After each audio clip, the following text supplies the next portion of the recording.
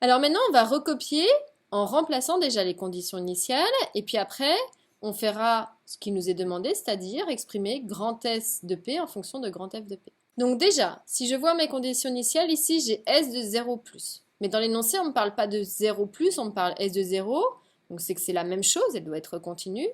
Donc S de 0, ici, elle vaut 0. Donc ça va disparaître.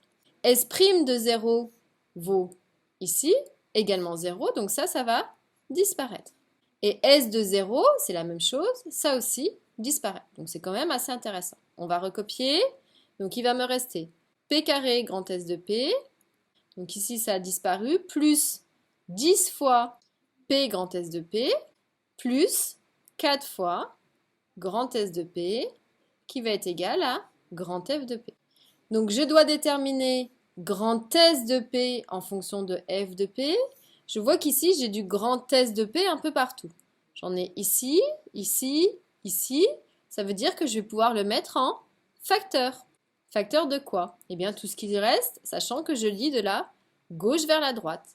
Si je prends grand S de P, il va me rester P carré. En lisant, j'ai plus 10P plus 4, qui va être égal à grand F de P. Donc si on veut grand S de P, et ici j'avais une multiplication, donc pour pouvoir isoler grand S de P, on va diviser par tout ça. Donc ça va faire grand F de P divisé par P carré plus 10P plus 4.